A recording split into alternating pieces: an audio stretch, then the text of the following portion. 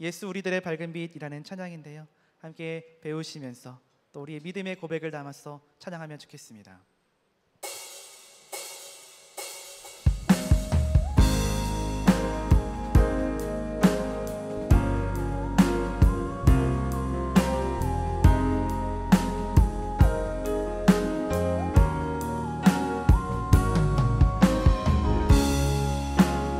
우리의 삶 가운데에 밝은 빛을 비추셔서 인도하시는 그 주님을 함께 고백합니다.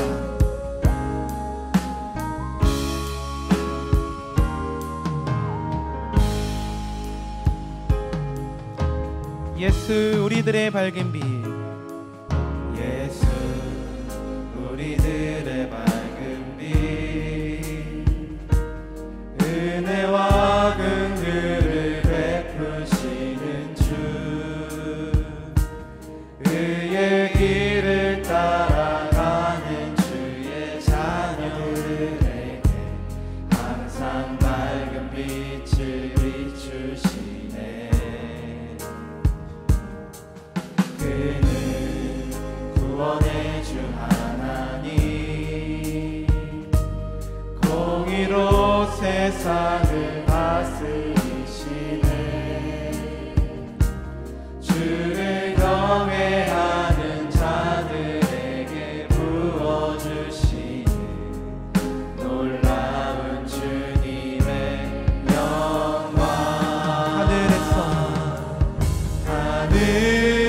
하늘에서 찬란하게 빛나는 주의 영광, 이 땅에 오셨네. 어둠을 밝히고 새 생명 주시네. 영원히 빛나는 나의 예수님,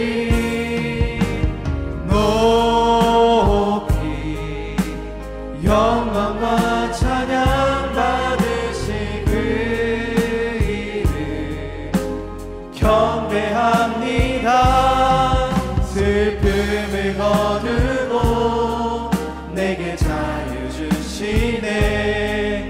기쁨의 노래를 영원한 나의 빛 예수께.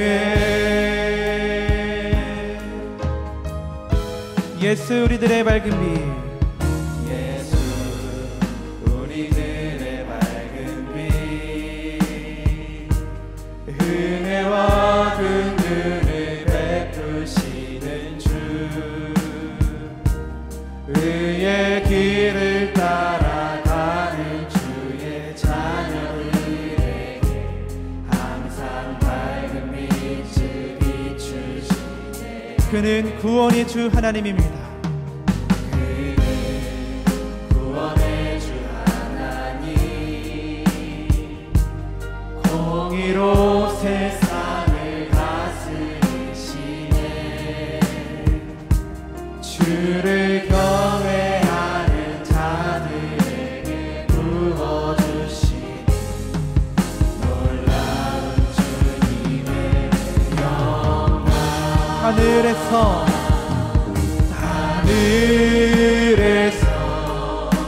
찬란하게 빛나는 주의 영광, 이 땅에 오셨네. 어둠을 밝히고 새 생명 주시네. 영원히 빛나는 나의 예수님, 높이 영광과 찬양 받으실 그 이름 경배합니다. 슬픔을 거두고 내게 자유 주시네. 기쁨의 노래를 영원한 나의 빛. 하늘에서 찬란하게 빛나는, 하늘에서 찬란하게 빛나는 주의 영광, 이 땅에 오셨네. 어둠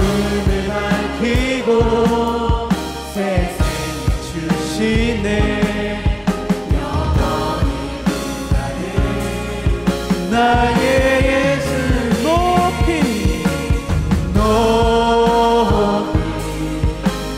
영광과 찬양 받으실 그의 경배합니다. 슬픔을 거두고 내게 자유 주시네.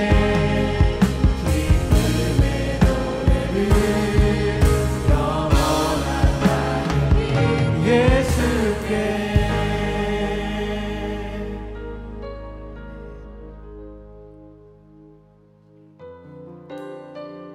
우리에게 빛으로 오셔서 우리가 나아가야 할 빛이 되신 그 주님을 바라보며 그 주님의 말씀을 구하며 함께 고백합니다.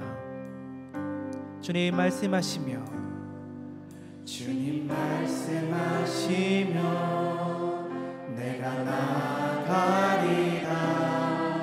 주님 뜻이 아니면 내가 멈춰서리다. 나의 가고 서는 곳 주님 뜻에 있으니 오 주님 나를 이끄소서. 주님 말씀하시며 주님 말씀하시며 내가 나아가리라. 주님 뜻이 아니면 내가 멈춰서리라. 나의 가고 서는 것 주님 뜻에 있으니 오 주님 나를 이끄소서. 뜻하신 그곳에 뜻하신 그곳에 나 있기 원합니다. 이끄시는 대로 순종하며 살리니 연약한 내 영혼 통하여 일하소서. 주님 나라와 그 뜻을 위하여 오 주님 나를 이끄소서. 오 주님 나를 이끄소서. 주님 말씀하시며 주님 말씀하시며 내가 나아가리라.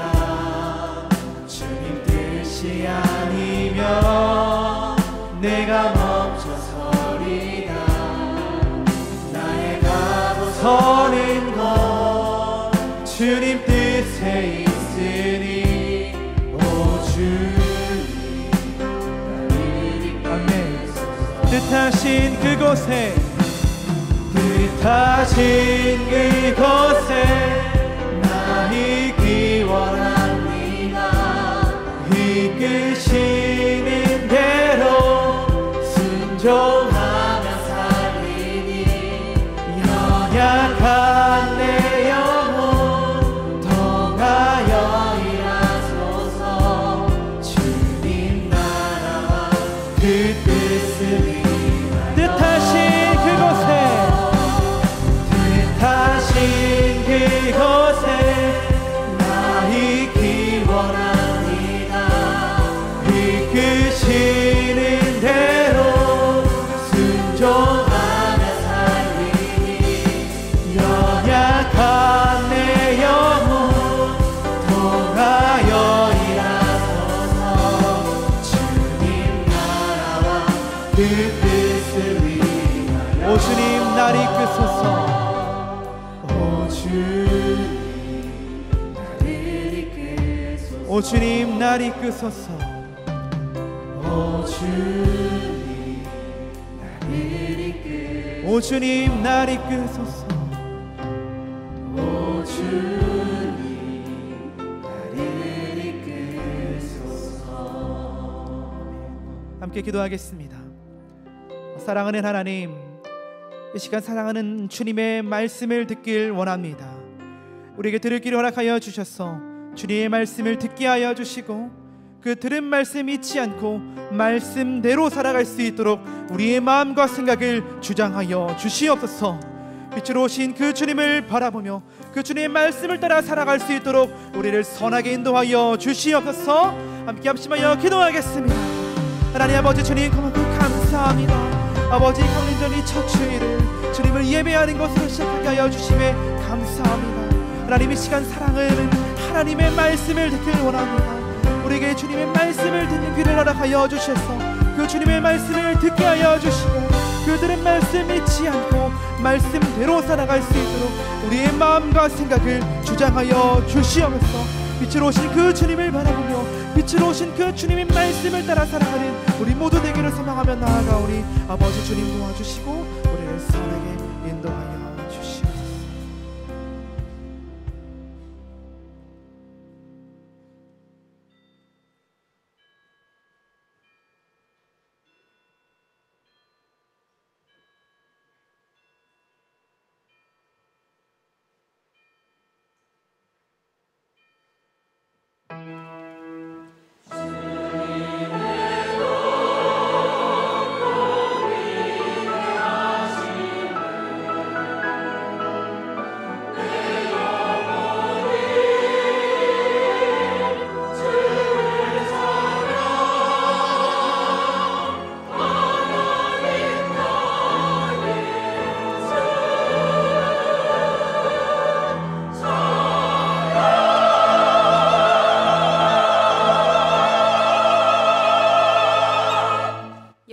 말씀이니라. 보라, 내가 이스라엘 집과 유다 집에 대하여 일러준 선한 말을 성취할 날이 이르리라.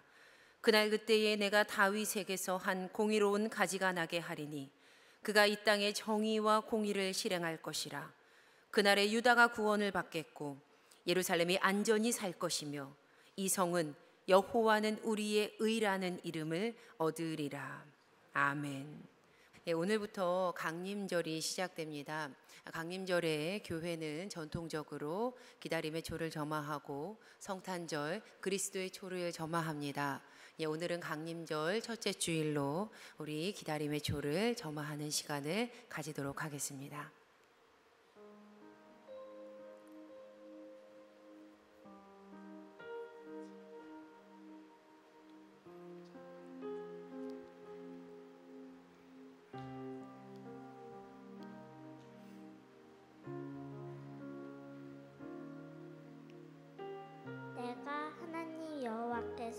하실 말씀을 들으리니 무릇 그의 백성 그의 성도들에게 화평을 말씀하시니라. 시편 85편 8절 말씀. 아멘. 이 촛불은 예언의 촛불입니다.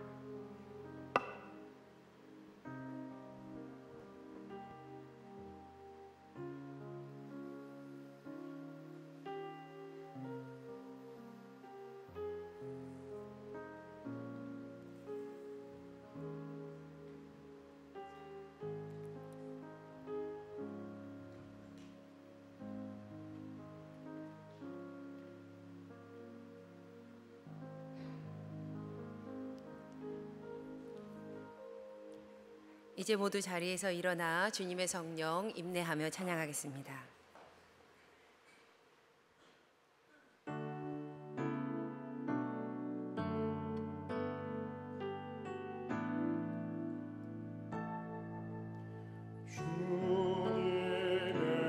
소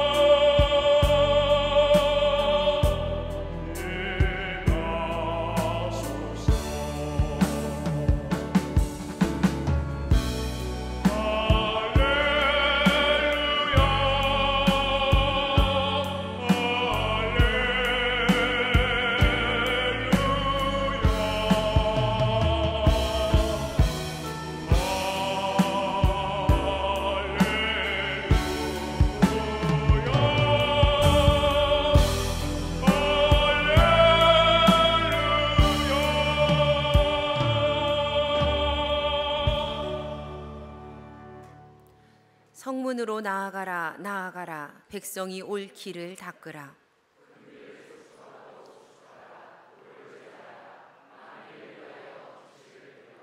여호와께서 땅끝까지 선포하시되 너희는 딸 시온에게 이르라.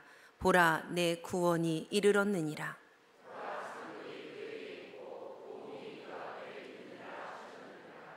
사람들이 너를 일컬어 거룩한 백성이라. 여호와께서 구속하신 자라 하겠고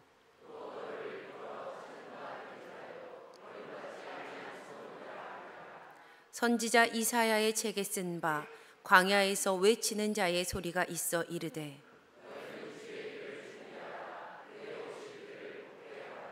모든 골짜기가 메워지고 모든 산과 작은 산이 낮아지고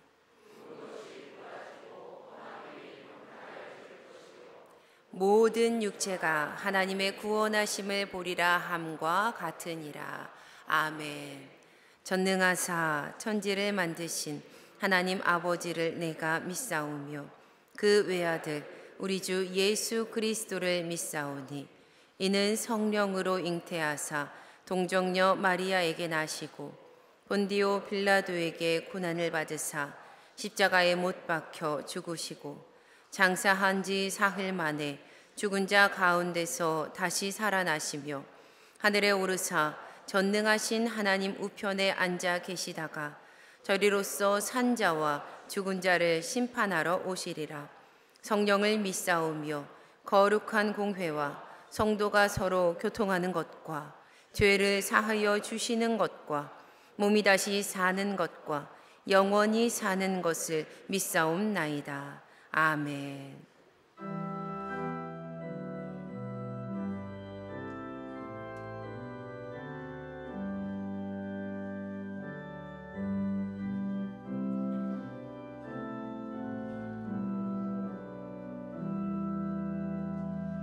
오 구하소서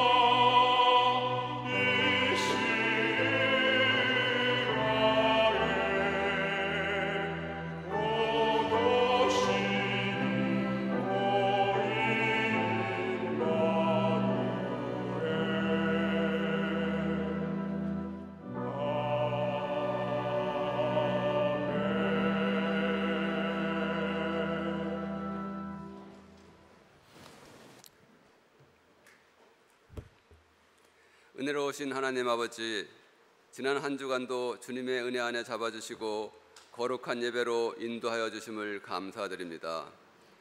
믿음의 백성들이 말씀을 통하여 구원에 이르게 하는 지혜가 있게 하시고, 또한 이 세상의 유혹과 죄악에 물들지 않게 하옵소서.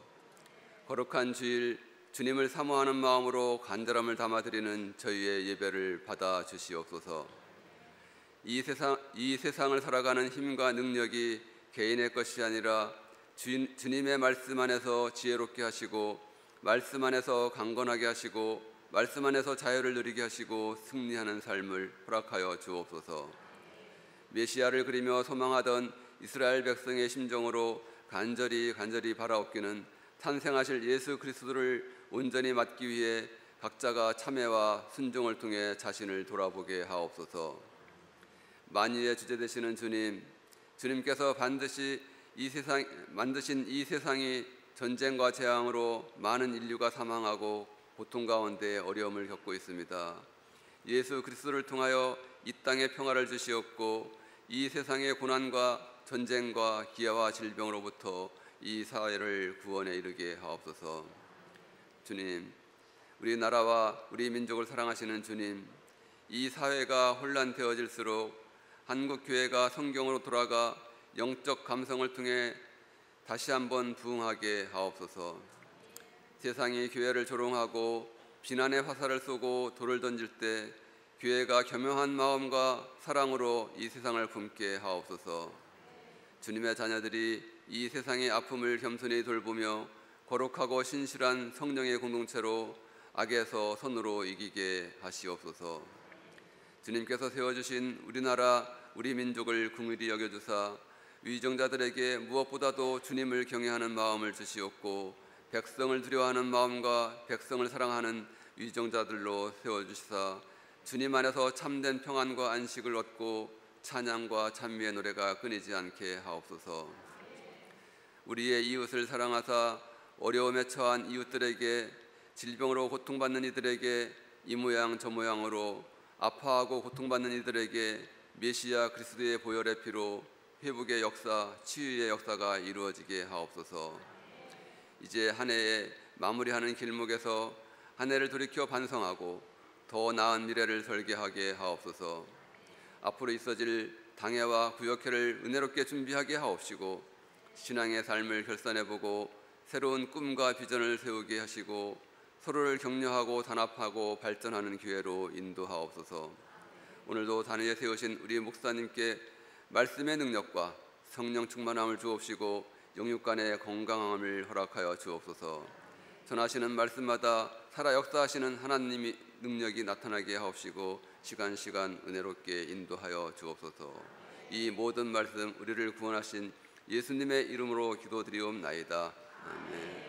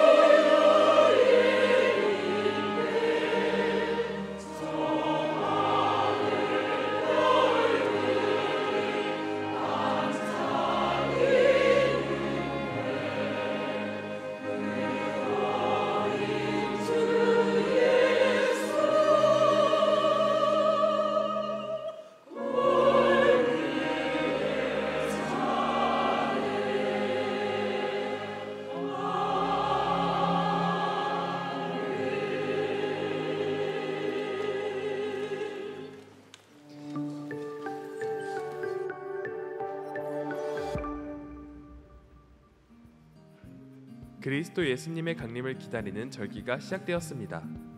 예배와 기도로 준비하는 제1교회 성도님들 되시기를 소망합니다. 강림절 첫째 주 교회 소식입니다. 오늘 온 세대 예배는 올 세대 예배로 드립니다. 세례 청원을 하신 분들의 교육 일정이 주보에 기재되어 있습니다. 확인하시고 참석해 주시기 바랍니다. 교회학교 부서는 각 부서에서 모임 시간과 장소를 안내받으실 수 있습니다. 2024년 첫 주일 1부 예배부터 주일 예배를 위한 중보 기도를 시작합니다. 먼저 팀장으로 봉사하실 분들을 모집합니다. 귀한 사역에 동참하실 분들은 12월 31일까지 헬세드 예배실 뒤편에서 신청하실 수 있습니다. 2023년 당회가 12월 10일 다음 주일 2부 예배 후 3층 헬세드 예배실에서 있습니다. 당회로 모이는 다음 주일은 점심 식사가 제공되지 않습니다. 이 점 성도님들의 양해를 부탁드립니다. 보고서 제출 장소는 1층 사무실입니다. 2023년 구역회가 12월 17일 주일 2부 예배 후 3층 헬세드 예배실에서 있습니다. 연합속회가 12월 8일 금요일 저녁 8시 헬세드 예배실에서 있습니다. 12월 속장 기도회는 연합속회로 모입니다. 각 기간 총회 안내입니다. 회장 자격은 집사 이상이며 오늘까지 총회를 마쳐주시기 바랍니다. 총 6교회 회장당 원래회가 오늘 2부 예배 후 식명상가 3층에서 있습니다. 이 남성교회 원래회가 오늘 2부 예배 후 식명상가 3층 2호실에서 있습니다. 2024년 성경봉독과 성전 헌화 신청을 받습니다. 12월 31일 주일까지 헬세드 예배실 뒤편에서 신청하실 수 있습니다. 기타 광고입니다.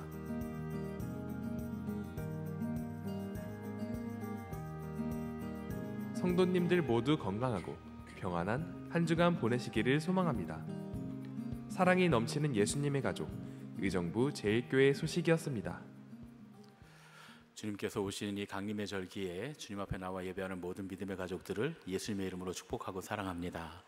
우리 오늘은 옆에 계신 분들과 이렇게 인사하겠습니다. 주님께서 당신에게 오십니다.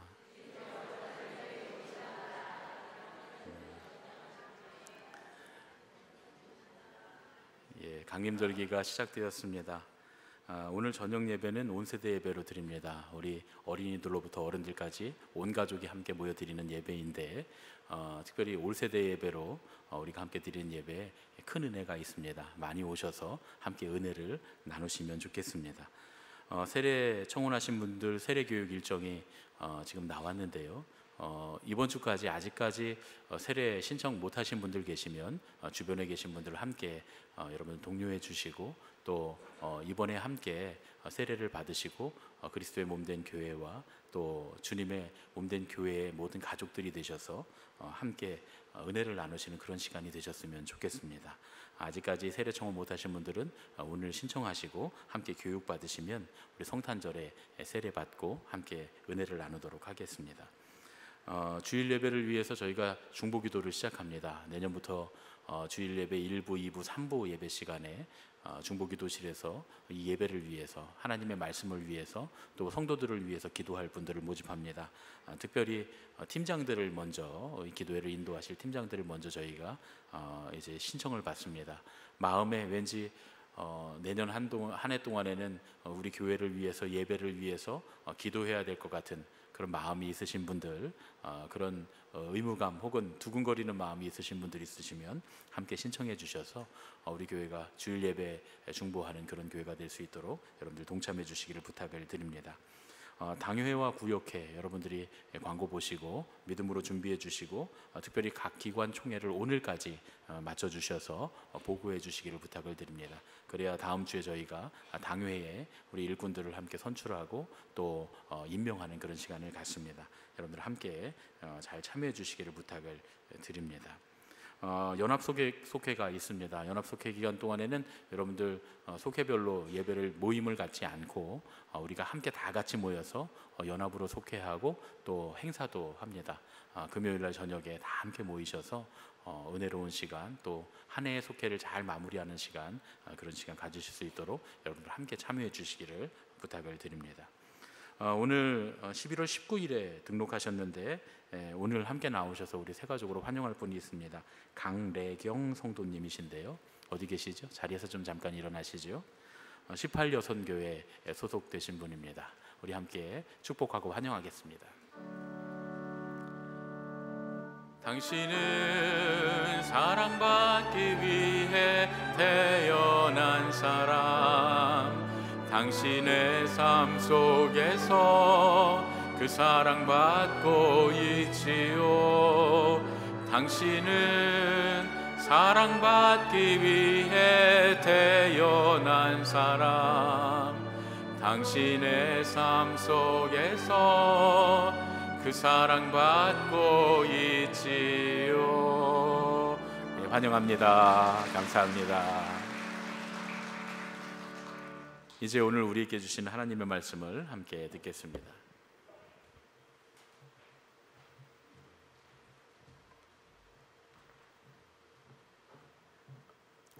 모두 자리에서 일어나 하나님의 말씀을 듣겠습니다. 오늘 우리에게 주시는 하나님의 말씀은 누가복음 1장 34절에서 38절까지 말씀입니다. 마리아가 천사에게 말하되 나는 남자를 알지 못하니 어찌 이 일이 있으리이까.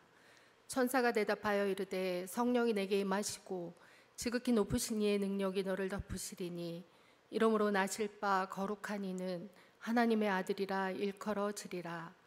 보라, 내 친족 엘리사벳도 늙어서 아들을 배웠느니라.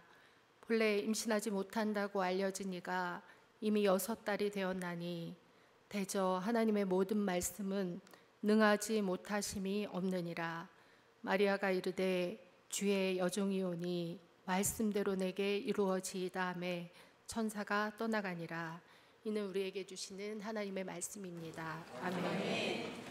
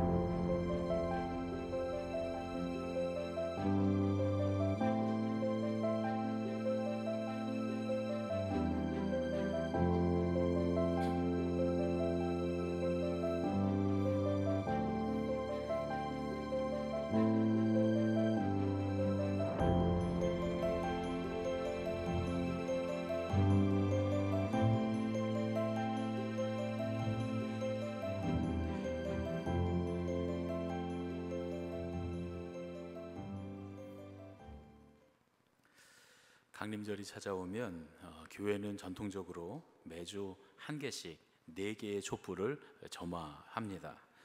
이 초들이 바로 아벤트 캔들스, 강림절 초입니다. 4개의 강림절 초는 원래 처음에는 보라색, 연보라색, 핑크색, 흰색 요 순서대로 되어 있습니다. 3개의 보라색 초와 1개의 핑크 색깔 초로 구성되어 있는 그런 경우도 있습니다. 보통 이제 성탄절까지 포함돼서 그런 경우에는 보라색, 핑크색, 보라색, 그 다음에 흰색 순으로 이렇게 되어 있습니다.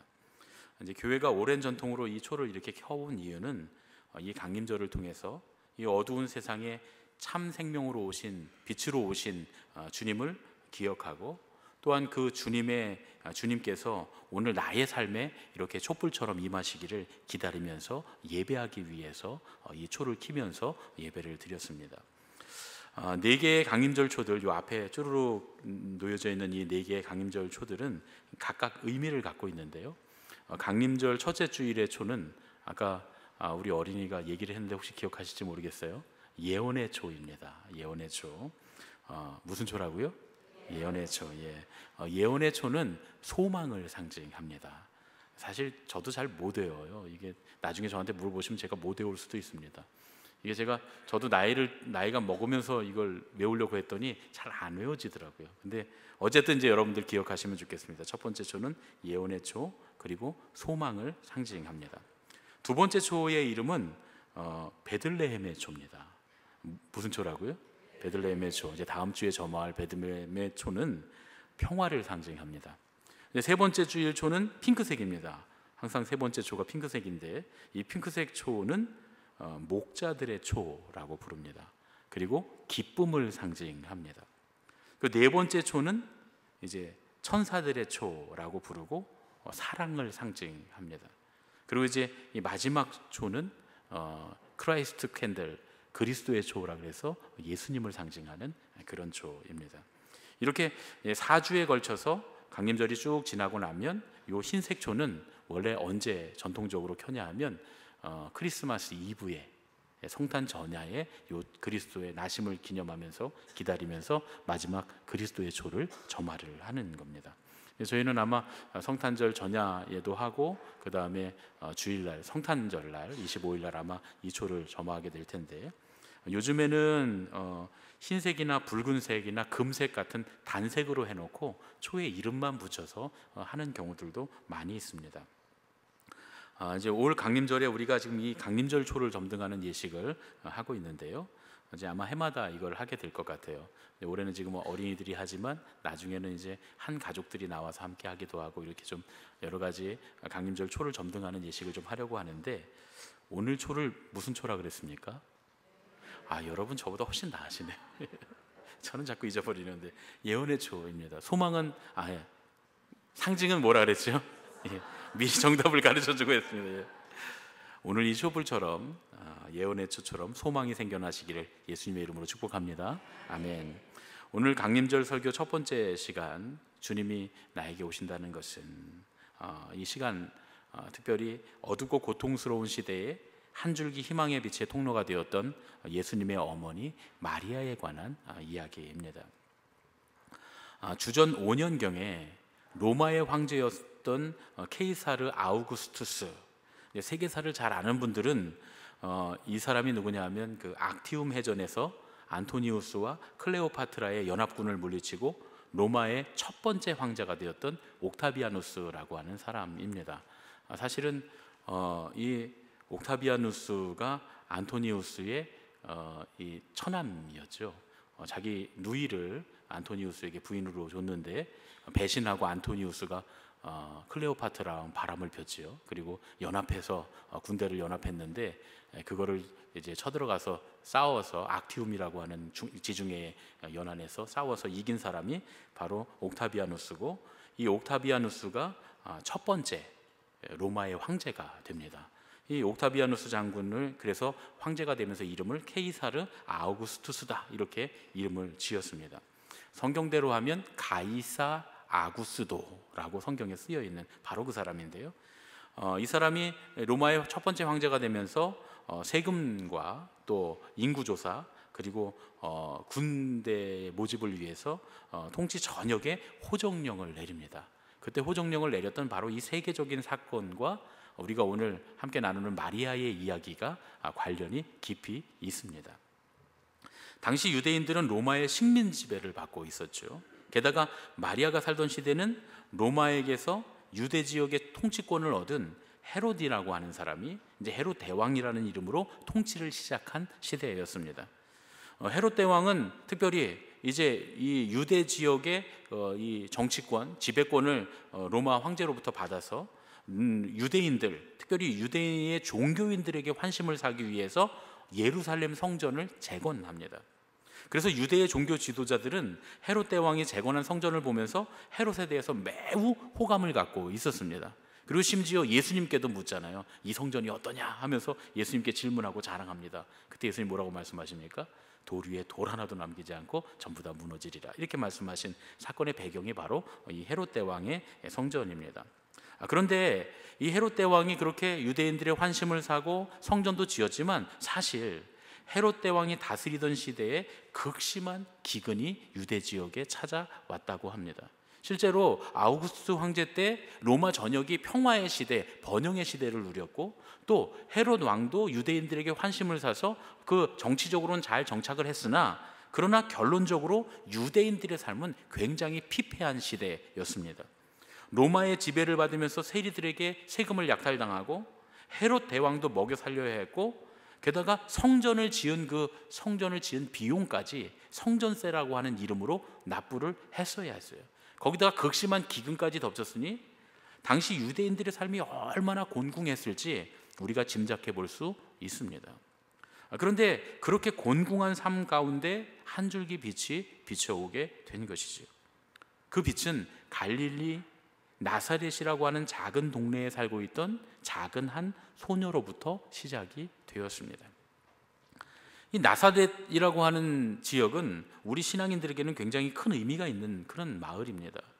요셉과 마리아가 만나서 결혼을 하고 살았던 마을이기도 하고요. 어찌 보면 이제 호적지는 아니지만 그들의 고향이라고 할 수 있는 그런 곳이죠. 또 예수님의 고향이라고도 할 수 있습니다. 예수님께서 나신 건 베들레헴이지만 유년 시절을 보낸 곳이 바로 나사렛이기 때문이죠. 이 나사렛에는 예수님의 어머니 마리아의 집도 아직까지 있고요. 예수님께서 붙잡히셨다는 회당도 있습니다. 그리고 예수님께서 무려 28년이나 사셨던 요셉의 집도 거기 있다고 하죠.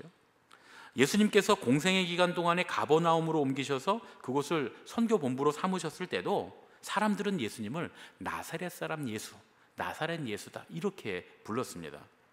그리고 참 재밌는 사실은요, 유대인들이 우리 기독교인들을 부를 때 아직도 노쯔림이라고 부른다고 해요. 노쯔림이라고 하는 말은 나사렛 사람들이란 뜻입니다. 나사렛 사람들. 그러니까 2000년이 넘게 지난 지금도 유대인들이 우리 그리스도인들을 나사렛 예수를 따르는 사람들, 나사렛 사람들이라고 우리를 부른다는 거예요. 유대인들이 보기에 우리는 나사렛 사람들입니다. 그만큼 나사렛은 우리에게 큰 의미가 있는 그런 마을이라고 할 수 있겠죠. 그런데 나사렛이 이렇게 우리에게 아주 큰 의미가 있는 마을이지만 사실 이 마을 자체는 그렇게 대단한 마을이 아닙니다. 아주 작은 마을입니다. 나사렛은 이스라엘 골짜기 북쪽에 갈릴리가 처음 시작되는 지역에 속해 있습니다. 나사렛은 갈릴리의 최남단에 있는 아주 작은 도시입니다. 지금도 나사렛은 작은 마을입니다. 제가 이제 나사렛 사진을 찍어 왔는데요. 보여주세요. 예, 제가 이제 차를 타고 지나가면서 찍은 나사렛 마을인데요. 마을이 다 저런 식으로 되어 있습니다. 좀 허름하죠. 그리고 한 장 더 보여주세요. 이 사진은 나사렛 빌리지라고 나사렛 나사렛 동네에 예수님이 살던 시대를 만들어 놓으니까 나사렛 민속촌 같은 곳입니다. 그래서 제가 나사렛 민속촌 그 나사렛 빌리지에서 이렇게 나사렛 마을을 보면서 찍은 사진이라서 저 뒤쪽으로 보이는 그 광경이 나사렛 전체 마을의 광경입니다. 그런데 사실 지금 봐도 허름하고 작은 도시죠. 촌 전체 이 나사렛 지역의 인구가 전부 다 해도 지금은 7만 정도 되는 그런 작은 도시랍니다. 우리나라로 하면 아마 뭐 읍소재지 정도, 군소재지 정도 되는 그런 마을인 것 같아요. 근데 보면 저렇게 사람들이 다닥다닥 붙어서 사니까 아마 전체적으로 반경이 그렇게 넓지는 않은 작은 소도시입니다. 그런데 성경 고고학자들이 말하기를 마리아가 살던 시대의 나사렛은 주민 전체가 500명도 채 안 되는 훨씬 작은 마을이었다는 거예요. 그러니까 바로 그 작은 마을에 주민 전체를 다 모아도 500명도 안 되는 작은 마을에 살던 작은 소녀 마리아에게 하나님의 천사가 찾아온 겁니다. 교회에서는 이 사건을 일컬어서 수태고지 이렇게 말을 합니다. 천사가 마리아에게 찾아와서 하나님의 아들을 잉태하게 될 것이라고 알려주었다라는 뜻에서 수태고지라고 하는 거죠. 그래서 실제로 이스라엘 나사렛에 가보면 수태고지 교회가 있어요. 제가 사진을 찍어 왔는데요. 보여주세요.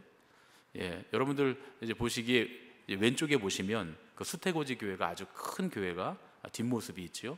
그리고 오른쪽에 보시면 수태고지 교회의 옆모습인데 저기 있는 사람들이 많이 본 사람들이죠, 그렇죠? 예. 제가 직접 찍어왔다 그러면 안 믿으실까봐 제가 아는 사람들을 좀 넣어왔습니다. 저게 수태고지 교회 전체적인 모습이고요. 그 다음 사진 보여주세요. 수태고지 교회 안에 들어가 보면 여러분들 보시기에 오른쪽에 저 모양이 교회 내부의 전체적인 지금 광경이고요. 여러분 보시기에 왼쪽에 있는 부분은 저 수태고지 교회의 마리아의 집이라고 하는 부분이에요. 실제로 수태고지 교회는 마리아가 살던 집 위에 지어졌습니다. 그래서 저기 마리아가 살던 그 집을 그대로 교회 내부에 보존을 하고 있는 겁니다. 가만히 보면 이 마리아가 살던 집이 큰 집이 아니었다는 걸 알 수 있죠. 요만한 강대상 하나 있는데 거의 꽉 차잖아요, 그렇죠? 꽉 차고 지붕도 꽤 낮습니다.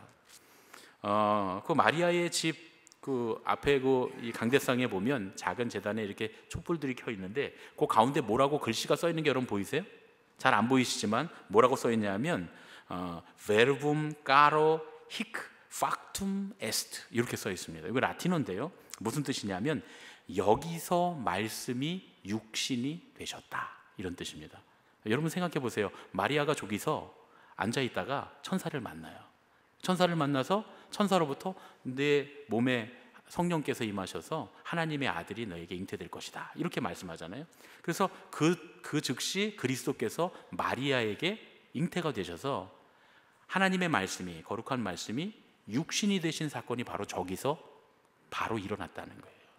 왜냐하면 태중에 예수님이 오셨으니까요. 그래서 저기가 바로 여기서 말씀이 육신이 되셨다라고 하는 말이 그래서 저기에 쓰여 있는 것이죠. 그리고 이제 오른쪽 위에 구석을 보시면 두 사람이 서 있죠. 한 사람은 날개를 달고 있으니까 누굽니까? 천사. 누구예요? 천사 중에?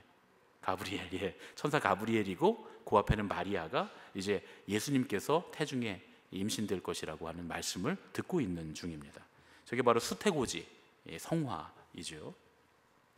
제가 저기 서서 저렇게 저 작은 집을 좀 바라보고 있는데 참 말로 형용할 수 없는 묘한 감정이 솟아오르는 걸 느꼈습니다. 저 때만 하더라도 아직까지 코로나가 우리가 마스크를 잘 벗고 다니던 때가 아닌데 그러다 보니까 저기서는 물론 마스크를 다 벗고 다녔습니다. 우리는 다 쓰고 다녀야 되는 때였는데요. 그럼에도 불구하고 관광객들이 많지 않아서 여러분 보시면 아시겠지만 원래는 저 예배 안에 관광객들이 가득 있어야 되는데 순례자들이 하나도 없죠, 그렇죠? 거의 저희만 있었습니다. 그러니까 조용하게 바라볼 수가 있었는데 참 묘한 감정이 솟아오르더라고요. 작은 소녀를, 저 조그만 집에 살고 있었던 그 한 작은 소녀를 온 인류를 구원할 메시아의 태로 하나님께서 선택하셨다 라고 하는 이 놀라운 이야기가 바로 저 작은 마을 나사렛, 저 작은 집 저 자리에서 시작되었다 라고 하는 생각이 참 많은 그런 감정들을 갖게 하더라고요. 하나님은 어떻게 저 작은 마을의 작은 집에 저 작은 마리아를 아셨을까? 또 하나님은 왜 저 작은 집에 살던 저 작은 소녀 마리아를 선택하셨을까? 이런 질문을 하면서 제가 저 마리아의 삶을 한번 되짚어 보게 됐습니다. 마리아라고 하는 이름은요, 높여진 자라는 뜻입니다. 높여진 자. 마리아는 실제로 자기를 높이신 하나님을 찬양하죠. 우리가 마리아 찬가라고 부르는 누가복음 1장 46절부터 56절에 보면 그런 사실을 고백합니다. 누가복음 1장 46절부터 56절 마리아의 찬가를 우리가 함께 읽겠습니다. 마리아가 이르되 내 영혼이 주를 찬양하며 내 마음이 하나님 내 구주를 기뻐하였음은 그의 여종의 비천함을 돌보셨습니다. 보라, 이제 후로는 만세의 날을 복이 있다 일컬으리로다. 능하신 이가 큰 일을 내게 행하셨으니 그 이름이 거룩하시며 긍휼하심이 두려워하는 자에게 대대로 이르는도다. 그의 팔로 힘을 보이사 마음의 생각이 교만한 자들을 흩으셨고 권세 있는 자를 그 위에서 내리치셨으며 비천한 자를 높이셨고 줄이는 자를 좋은 것으로 배불리셨으며 부자는 빈손으로 보내셨도다. 그 종 이스라엘을 도우사 긍휼히 여기시고 기억하시되 우리 조상에게 말씀하신 것과 같이 아브라함과 그 자손에게 영원히 하시리로다 하니라. 마리아가 석 달쯤 함께 있다가 집으로 돌아가니라. 성경에 보면 마리아의 찬가를 나눠놓은 이제 구절이 여기서부터 여기까지거든요. 마리아가 자기의 이름대로 하나님으로 인해 높여진 사람이 되었습니다.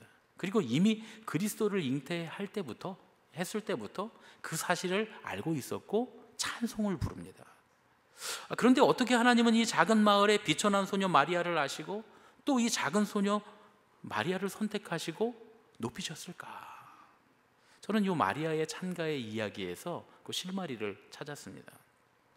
마리아가 부른 이 찬양은 그리스도를 임신했던 마리아가 자기의 사촌인 엘리사벳 언니의 집에 가서 부른 찬양이죠. 그리고 그 엘리사벳 사촌 언니의 집에 가서 무려 3개월을 지냈다, 이렇게 성경이 기록하고 있습니다. 여러분, 엘리사벳이 누굽니까? 세례 요한의 어머니, 세례 요한의 어머니고요. 그러니까 예수님과 그 세례 요한은 몇 촌지간입니까? 예? 8촌지간. 8촌 형제 사이입니다. 이 세례 요한의 어머니인 엘리사벳은 남편이 누구예요? 제사장 사가랴. 요한도 요 자매들 사촌들 중에 하나, 요한의 어머니도요. 요한의 어머니도 요 사촌들 중에 하나입니다. 그런데 이 사가랴를 생각해 보면 사가랴가 누굽니까? 하나님의 성전에서 하나님의 음성을 들은 사람이잖아요. 천사를 통해서 하나님의 음성을 들은 사람입니다. 동시대를 생각해 보면 유일하게 하나님의 음성을 들은 제사장이에요. 여러분, 예수님 시대의 제사장들을 한번 생각해 보세요. 하나님의 음성을 들으려고 하기는커녕 육신을 입고 오신 하나님께서 예수님이 그들에게 직접 말씀을 하셔서도 그 예수님의 말씀을 들었습니까? 안 들었습니까? 안 듣고 예수님을 오히려 십자가에 못 박았습니다. 그렇게 패역한 자들이 제사장들이었어요. 그런데 사가랴는 어쩌면 그 시대에 유일하게 하나님의 음성을 들은, 유일하게 하나님과 교제한 제사장이었습니다. 제가 이 말씀을 준비하면서 한 가지 깨닫게 된 건 뭐냐면, 이 마리아가 자기가 있을 곳이 어디인지를 아는 사람이었다라는 겁니다. 그렇게 생각하고 마리아의 인생을 다시 한번 되짚어 보면 정말 그래요. 마리아는 예수님을 잉태하고서 어디로 갑니까? 제사장 사가랴의 집에, 하나님과 교제했던, 하나님의 음성을 들은 제사장 사가랴의 집에 가서 무려 3개월을 거기서 머뭅니다. 그러면서 거기서 뭘 체험해요? 성령의 충만하심을 체험합니다. 예수님을 출산할 때는 호적하는 남편을 따라서 베들레헴으로 갑니다. 여러분 생각해 보세요. 로마 황제 아구스도가 세금 거두려고 인구조사를 목적으로, 군사력 증강을 목적으로 호적을 하게 했어요. 그럼 여자들은 갈 필요가 있습니까? 없습니까? 그 당시에는 여자들은 군대 가는 시대가 아니니까, 세금 내는 시대가 아니니까 여자들은 굳이 갈 필요가 없었는데, 굳이 따라가지 않아도 되는데 이 마리아가 남편을 따라서 베들레헴으로 같이 갑니다. 그렇죠? 그리고 거기서 예수님을 낳습니다. 그래서 메시아가 다윗의 동네 베들레헴에서 나신다고 하는 성경의 예언이 그래서 이루어진 거예요. 왜냐하면 두 사람은 나사렛에 살던 사람들이니까요. 그래서 이루어진 겁니다. 가야 할 곳에 마리아가 갔던 거죠. 예수님을 해산하고 나서 40일이 지난 뒤에 성전에 올라가서 정결례를 행했다. 그것도 기록에 돼 있어요. 그리고 나서는 어디로 갑니까? 헤롯 왕의 유아 학살을 피해서 애굽으로 피난했다가 헤롯 대왕이 죽은 뒤에 다시 나사렛으로 돌아옵니다. 이것도 예언서에 기록되어 있는 내용입니다. 예수님이 12살이 되시던 해에 유월절을 지키기 위해서 예루살렘에 올라갔다가 예수님을 잃어버리죠. 사흘 뒤에야 예수님을 잃어버린 걸 알고 그제서야 예수님을 찾아갔는데 예수님 어디 계셨어요? 성전에서 랍비들과 토론을 하고 계셨습니다. 그래서 예수님이 예수님 책망하죠. 이 마리아가 예수님을 책망합니다. 그랬더니 예수님 뭐라 그랬어요? 내가 있어야 할 곳이 어딘가에 대해서 말씀하시잖아요. 내가 있어야 할 곳, 마땅히 예수님이 있어야 할 곳, 계셔야 할 곳은 하나님의 집, 아버지의 집이라고 말씀하십니다. 이것도 뭐가 관련되어 있어요? 내가 있을 곳이 어디인가, 우리가 있어야 할 곳이 어디인가와 관련된 말씀입니다. 그리고 나서 마리아는 또 어디에 등장합니까? 가나의 혼인잔치에 등장하죠. 가나의 혼인잔치에 예수님과 함께 참석합니다. 그리고 그곳에서 예수님 공생애의 첫 기적을 함께 체험합니다. 예수님 뭐라 그랬어요? 아직 때가 안 됐다 그랬는데 억지로 부탁하잖아요, 마리아가. 그래서 예수님의 공생애가 강제로 시작이 됩니다, 여기서. 그렇죠? 그래서 예수님의 공생애의 시작과 공생애의 시작만 같이 했습니까? 아니요.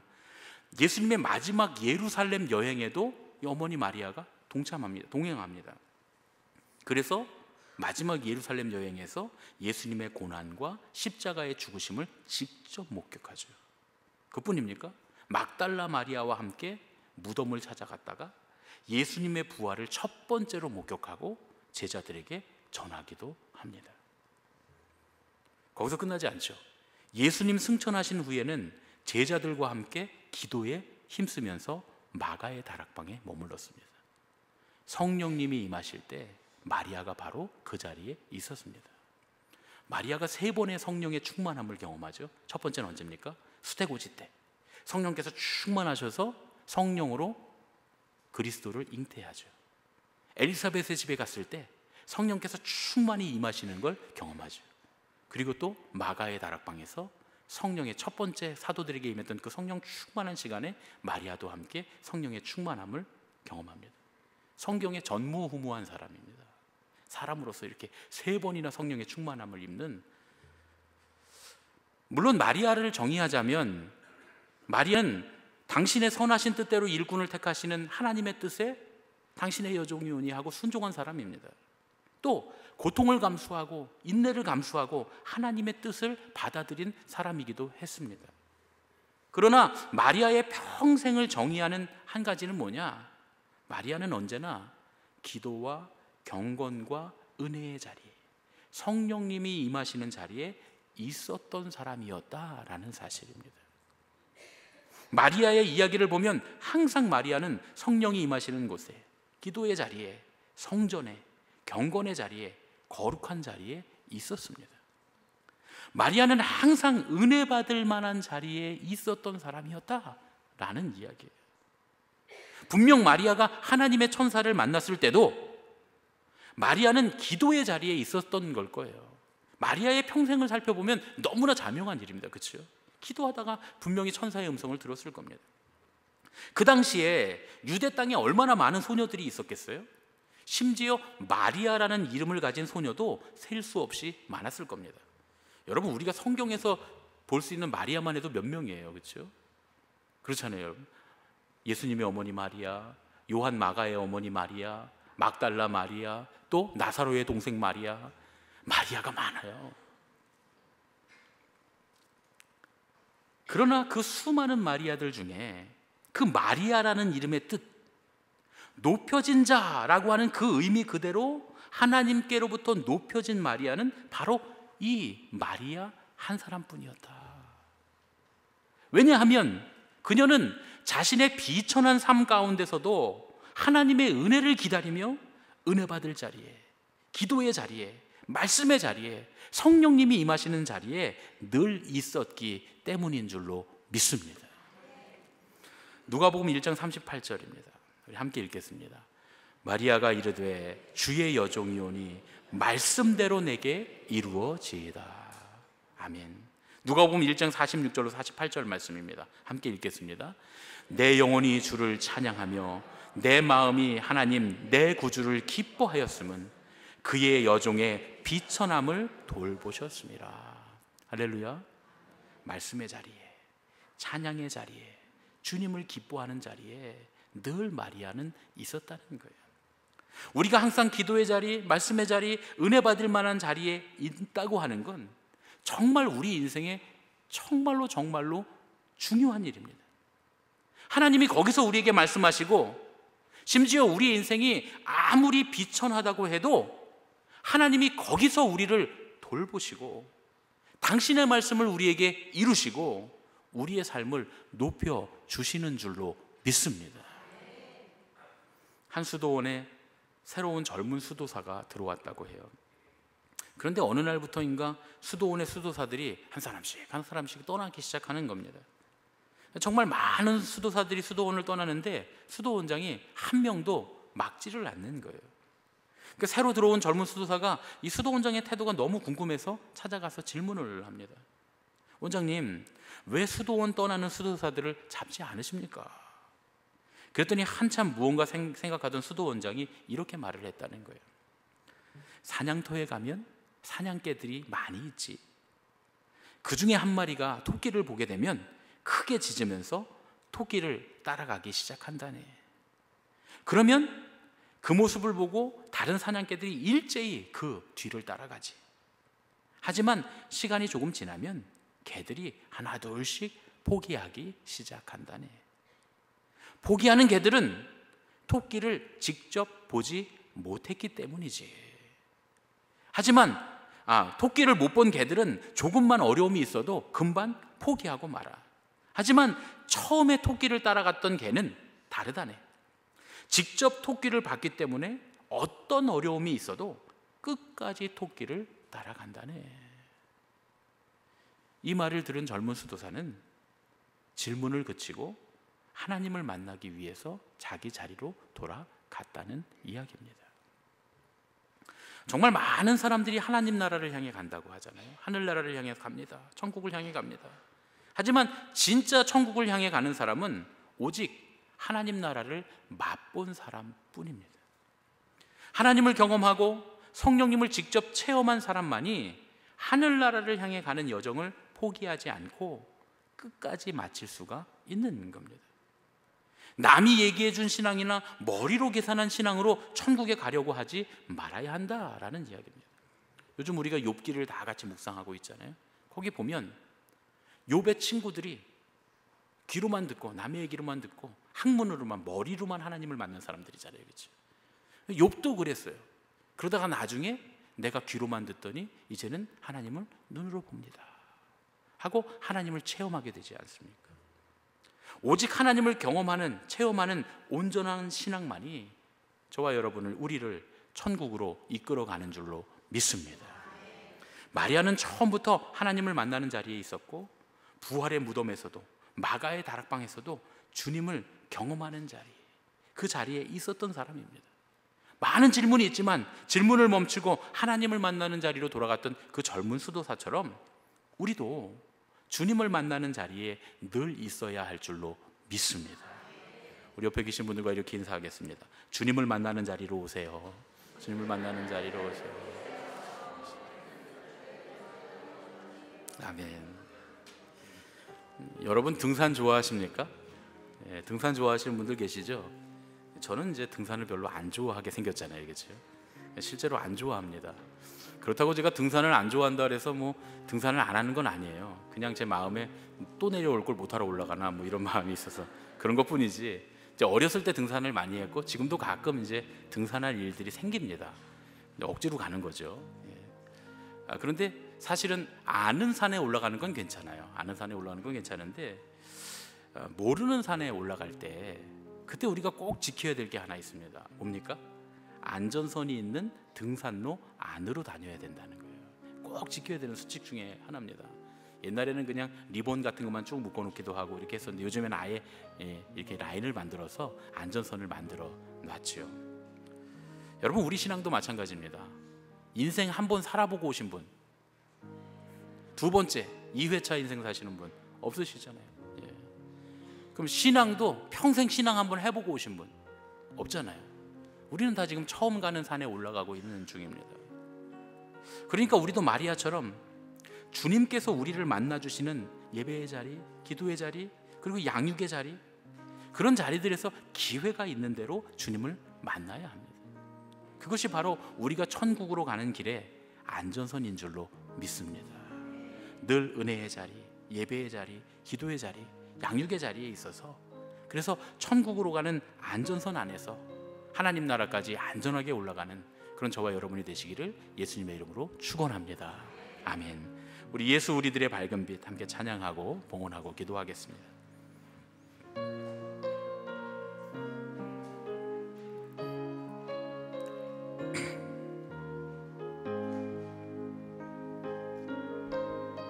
예수 우리들의 밝은 빛, 예수 우리들의 밝은 빛, 은혜와 긍휼을 베푸시는 주, 의의 길을 따라가는 주의 자녀들에게 항상 밝은 빛을 비추시네.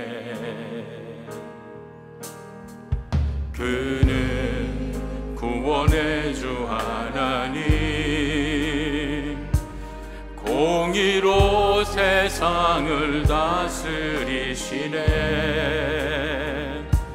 주를 경외하는 자들에게 부어주시는 놀라운 주님의 영광, 하늘에서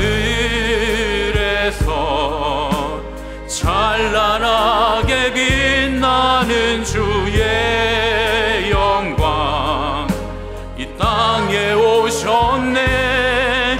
어둠을 밝히고 새 생명 주시네. 영원히 빛나는 나의 예수님, 높이 영광과 찬양 받으실 그 이름 경배합니다. 슬픔을 거두고 내게 자유 주시네. 기쁨의 노래를 영원한 나의 빛 예수께. 다 같이 자리에서 일어나서 봉헌하며 찬양하겠습니다.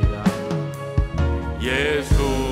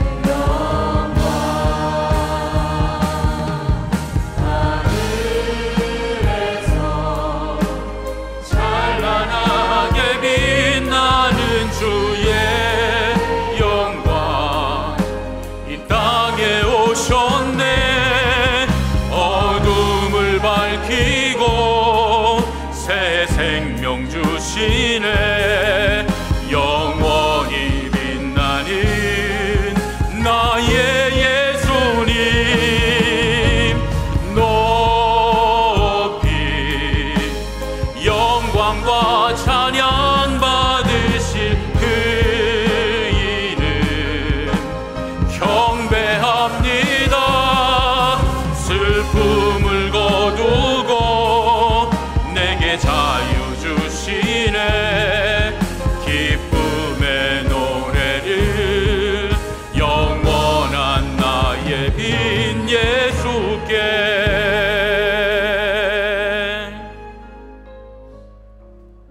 우리를 위해 사람의 몸을 입고 이 땅에 오신 사랑의 하나님, 우리와 함께 하시고 우리를 구원하시고 우리에게 생명 주신 그 은혜에 감사드립니다. 주님이 계신 그 자리, 구원의 자리, 생명의 자리에 마리아처럼 그 자리에 있는 믿음이 우리에게 있기를 소원합니다.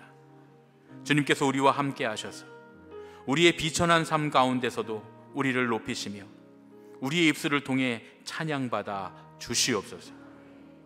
오늘도 주님의 사랑과 은혜에 감사드리며 우리 삶의 소중한 것들을 아끼고 구별하여 주님 앞에 드립니다. 우리가 주님 앞에 드리는 모든 것들이 우리의 중심에서부터 기쁨이 넘치는 온전한 예물이 되어 동방박사의 보물처럼, 또한 과부의 두 랩돈처럼 주님께서 기억하시고 칭찬하시는 헌신이 되게 하여 주시옵소서.